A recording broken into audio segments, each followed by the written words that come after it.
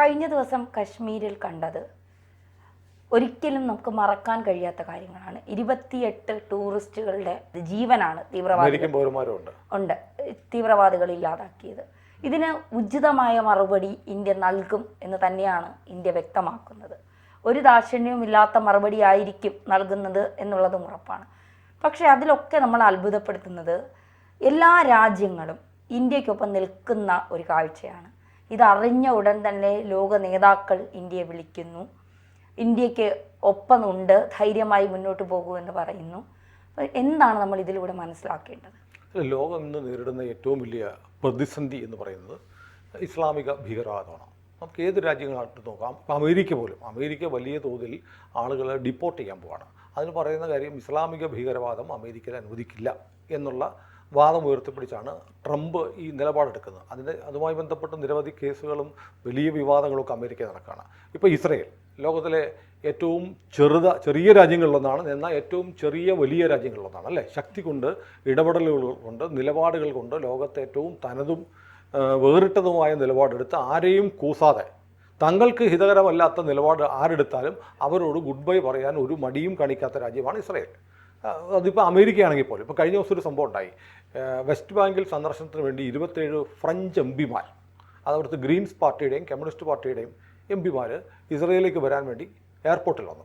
Green പാർട്ടിയുടെയും communist പാർട്ടിയുടെയും എയർപോർട്ടിൽ വന്നപ്പോഴത്തേക്ക് എന്താണെന്നറിയോ, അവർ ഫ്ലൈറ്റൊക്കെ കയറാൻ നേരത്ത് വിവരം കിട്ടി, എമിഗ്രേഷൻ പറഞ്ഞു നിങ്ങൾക്ക് പോകാൻ പറ്റില്ല.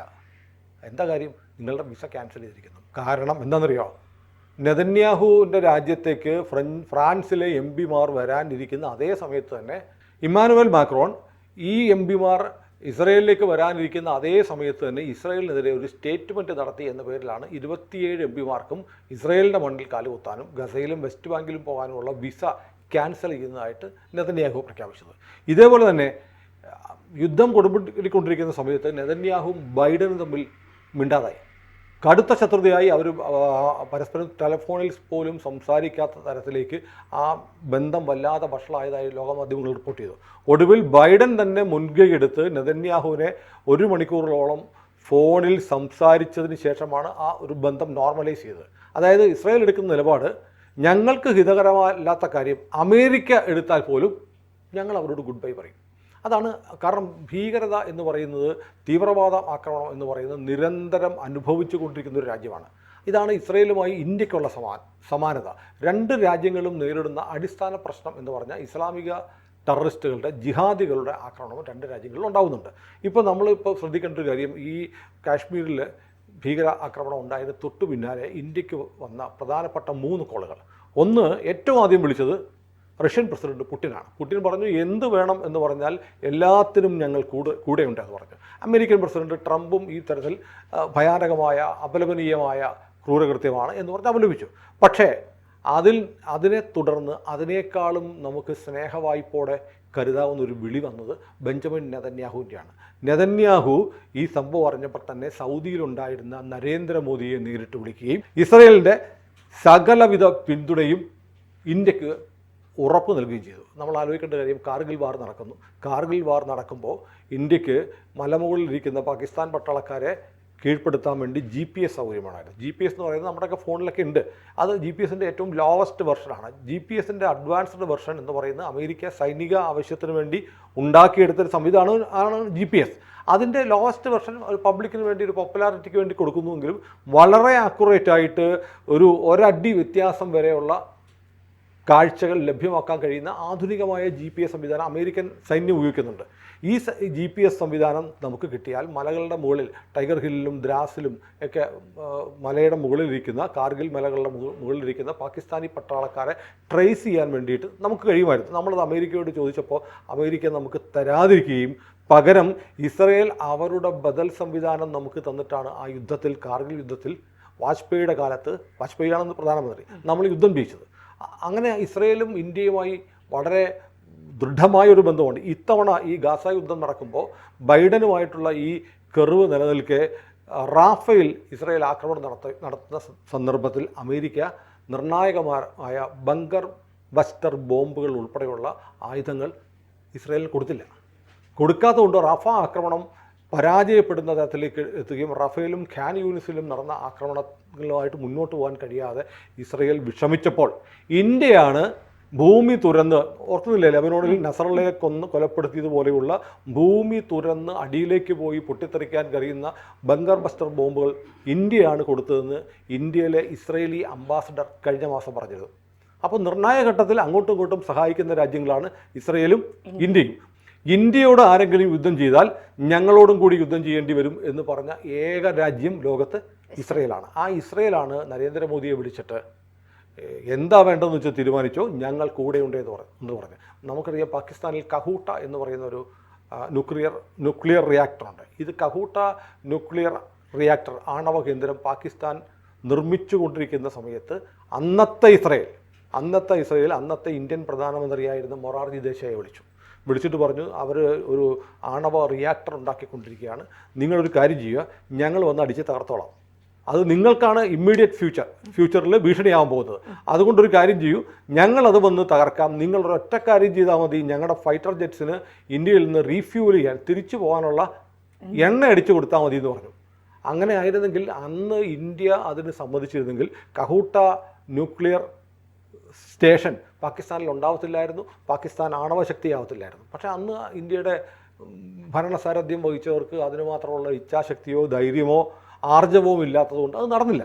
അപ്പോൾ എക്കാലത്തും ഇന്ത്യയെ ഏറ്റവും അടുത്ത സുഹൃത്തായി കാണുന്ന രാജ്യമാണ് ഇസ്രയേലും നേരത്തെ പറഞ്ഞതുപോലെ ഇസ്ലാമിക തീവ്രവാദത്തിൻ്റെ കെടുതികളും ഭീഷണികളും യാതനകളും ഒക്കെ അനുഭവിച്ചുകൊണ്ടിരിക്കുന്ന രാജ്യമാണ്. അതുകൊണ്ട് ഇസ്രയേൽ വിളിച്ചിട്ട് ഇന്ത്യയോട് വേണ്ട സഹായം എന്താണെന്ന് വെച്ചാൽ ചെയ്യാൻ ഞങ്ങളുണ്ട് എന്ന് പറഞ്ഞത് വളരെ നിർണായകമാണ്. അപ്പോൾ ലോകത്തെ എല്ലാ രാജ്യങ്ങളും ഇപ്പോൾ ഏറ്റവും പ്രധാനപ്പെട്ട കാര്യം, ഈ ആക്രമണം നടക്കുന്ന ഒരു ഘട്ടം എന്ന് പറയുന്നത് നരേന്ദ്രമോദി മുഹമ്മദ് ബിൻ സൽമാനുമായിട്ട് സൗദി അറേബ്യയിൽ വലിയ നിർണായകമായ യോഗത്തിൽ പങ്കെടുക്കുകയും 6 കരാറുകൾ, പ്രതിരോധം, ഊർജം, വ്യാപാരം, ഈ 3 മേഖലകളിൽ നിർണായകമായ 6 കരാറുകൾ ഒപ്പിടാനുള്ള യോഗം നടക്കാനിരിക്കെയാണ് ഈ ഭീകരാക്രമണം ഉണ്ടാകുന്നത്. അപ്പോൾ ഇന്ന് ബുധനാഴ്ച, നമ്മൾ ഈ സംസാരിക്കുന്ന ബുധനാഴ്ച വൈകിട്ട് MBSൻ്റെ അത്താഴ വിരുന്നുണ്ടായിരുന്നു മോദിക്ക് വേണ്ടി. അത് ക്യാൻസൽ ചെയ്തിട്ടാണ് മോദി ഇന്നലെ പുലർച്ചെ തിരിച്ച് ഇന്ത്യയിലേക്ക് എത്തിയത്. അപ്പോൾ നമ്മൾ നോക്കേണ്ടത്, ഇപ്പം ലോക ഇസ്ലാമിൻ്റെ ഒരു ഏറ്റവും നിർണായകമായ കേന്ദ്രമാണ് മക്കയും മദീനയുമുള്ള സൗദി അറേബ്യ എന്ന് പറയുന്ന രാജ്യം ഇന്ത്യൻ പ്രധാനമന്ത്രിയോട് കാണിക്കുന്ന ഒരു സ്നേഹം, അടുപ്പം, അതേസമയം പാകിസ്ഥാനോടൊക്കെ കാണിക്കുന്ന ഒരു ഡിറ്റാച്ച്മെൻറ്റ്. പലസ്തീനെ തള്ളിപ്പറഞ്ഞു MBS. പലസ്തീൻ ഞങ്ങളുടെ പ്രശ്നമൊന്നുമല്ല, ഞങ്ങൾ റാഡിക്കലായിട്ടുള്ള എല്ലാ മാറ്റങ്ങളും എല്ലാ നിലപാടുകളും ഉപേക്ഷിച്ച് റാപ്പിഡായിട്ടുള്ള മാറ്റത്തിന് വേണ്ടിയാണ് ഞങ്ങൾ നിലകൊള്ളുന്നതെന്ന് MBS പറഞ്ഞിട്ട് ഒരാഴ്ചയേ ഉള്ളൂ. അങ്ങനെ ഇസ്ലാമിക തീവ്രവാദത്തിനെതിരായ നിലപാട് MBS എടുക്കുകയും ഇസ്ലാമിക തീവ്രവാദത്തിനെതിരായ പോരാട്ടം നടത്തിക്കൊണ്ടിരിക്കുന്ന നരേന്ദ്രമോദിയുമായി കൂടിക്കാഴ്ച നടത്തുകയും ചെയ്ത അതേ ദിവസം, അതോടൊപ്പം തന്നെ അമേരിക്കയുടെ vice president JD Vance India സന്ദർശിച്ചുകൊണ്ടിരിക്കുന്ന അതേ ദിവസമാണ് ഈ ഭീകരാക്രമണം കാശ്മീരിൽ നടന്നത്. അതിപ്പം ഇന്ത്യ ലോകത്തെ 2 പ്രധാനപ്പെട്ട ശക്തികൾ അമേരിക്കയുമായും സൗദി അറേബ്യയുമായും ഉണ്ടാക്കുന്ന ബന്ധത്തിൽ അസ്വസ്ഥത പ്രകടിപ്പിക്കാൻ കൂടിയിട്ടാണ് പാകിസ്ഥാൻ ഈ ആക്രമണം നടത്തിയിരിക്കുന്നത്. അത് പരോക്ഷമായി ഇത് സൗദി അറേബ്യയ്ക്കുള്ള ഇൻസൾട്ടാണ്. കാരണം സൗദി അങ്ങോട്ട് ക്ഷണിച്ചു വരുത്തിയതാണ് ഇന്ത്യൻ പ്രധാനമന്ത്രിയെ. സൗദി അങ്ങോട്ട് ക്ഷണിച്ചു വരുത്തി സൗദിയുമായിട്ടുള്ള കരാറുകൾ ഒപ്പിടലൊക്കെ പ്രക്രിയ നടന്നുകൊണ്ടിരിക്കുമ്പോൾ ഒരു ഭീകരാക്രമണം നടത്തി ഇന്ത്യൻ പ്രധാനമന്ത്രിക്ക് തിരിച്ചു പോരേണ്ടതെന്ന് പറഞ്ഞാൽ അത് പരോക്ഷമായി ഇന്ത്യയെ മാത്രമല്ല സൗദി അറേബ്യയ്ക്ക് നേരെയുള്ള വെല്ലുവിളിയായിട്ട് കൂടെ കണക്കാക്കപ്പെടും. ഇതൊക്കെ ഡിപ്ലോമാറ്റിക് തലത്തിൽ ചർച്ച ചെയ്യപ്പെടുന്ന കാര്യങ്ങളാണ്. ഏതായാലും ഇപ്പോൾ ഇസ്രായേൽ ഇപ്പോൾ പറയുന്നത് എന്ത് കാര്യത്തിനും കൂടെയുണ്ടെന്ന് പറയുന്നു. റഷ്യ നമുക്ക് ആയുധം തന്ന് സഹായിക്കുന്നത്, ഇസ്രായേൽ പക്ഷേ ആൾ തന്ന് സഹായിക്കും. ഏതായാലും പ്രധാനപ്പെട്ട 3 ആളുകൾ, ഒന്ന് അസിം മുനീർ എന്ന് പറയുന്ന പാകിസ്ഥാൻ സൈനിക മേധാവിയാണ് 2 ആഴ്ച മുമ്പ് പരസ്യമായി കാശ്മീർ ഞങ്ങളുടേതാണ്, ഞങ്ങളുടെ ജുഗുലാർ വെയിനാണ് എന്ന് പറഞ്ഞൊരു പ്രസ്താവന ഇറക്കിയത്. ഈ ജുഗുലാർ വെയിൻ എന്ന് പറഞ്ഞാൽ കഴുത്തിൽ നിന്ന് ഹൃദയത്തിലേക്ക് പോകുന്ന ഒരു പ്രധാനപ്പെട്ട ഞരമ്പാണ്. ഈ ഞരമ്പിലൂടെയാണ് തലച്ചോറിലേക്കൊക്കെ രക്തം എത്തുന്നത്. അത് കട്ടായിപ്പോയ ഒരു മനുഷ്യൻ മരിച്ചു പോകും. അതിപ്പോൾ കാശ്മീരും പാകിസ്ഥാനും തമ്മിൽ ഈ പ്രധാനപ്പെട്ട രക്തധമനി പോലെയുള്ള ബന്ധമാണ്. അത് ഞങ്ങൾക്ക് വേണം, ഞങ്ങളത് ഒരിക്കലും വിസ്മരിക്കില്ല.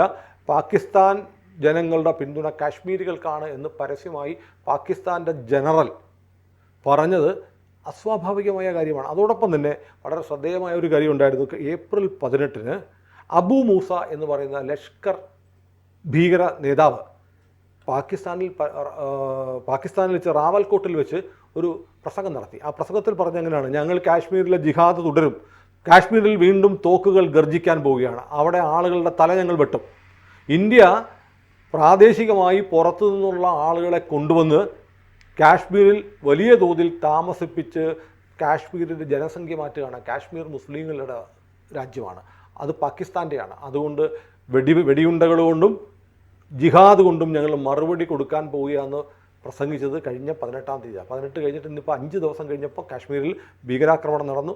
ഇന്ത്യയെ സംബന്ധിച്ച് ഇന്ത്യക്ക് 3 ടാർഗറ്റുകളാണ് ഇപ്പോൾ ഉള്ളത്. ഒന്ന് പാകിസ്ഥാൻ്റെ ജനറലായിട്ടുള്ള അസീം മുനീർ, 2 നേരത്തെ പറഞ്ഞ അബു മൂസ, 3ാമത് സൈഫുള്ള കൗസൂറി എന്ന് പറയുന്ന ലഷ്കർ ഇ തൈബയുടെ തലവൻ. ഈ 3 പേരാണ് പ്രധാനമായും ഇപ്പോൾ നടന്ന ആക്രമണത്തിൻ്റെ പിന്നിലെന്നാണ് ഇന്ത്യൻ ഏജൻസികൾ കരുതുന്നത്. ഇവരുടെ പേരുകളും നമ്മൾ പ്രസിദ്ധപ്പെടുത്തിയിട്ടുണ്ട്. ഏതായാലും ഇന്ത്യയുടെ തിരിച്ചടി അധികം വൈകാതെ ഉണ്ടാകുമെന്നുള്ള ഭയം ഇപ്പോൾ തന്നെ പാകിസ്ഥാനുണ്ട്. പാകിസ്ഥാൻ അതിർത്തി മേഖലകളിൽ നിന്ന് അവരുടെ ഗ്രാമവാസികളെയൊക്കെ ഒഴിപ്പിച്ച് അവിടെ ഡെസേർട്ട് ചെയ്തുകൊണ്ടിരിക്കുകയാണ്. പാകിസ്ഥാൻ അതിഭീകരമായൊരു ആക്രമണം, പ്രത്യാക്രമണം ഇന്ത്യയിൽ നിന്ന് പ്രതീക്ഷിക്കുന്നു.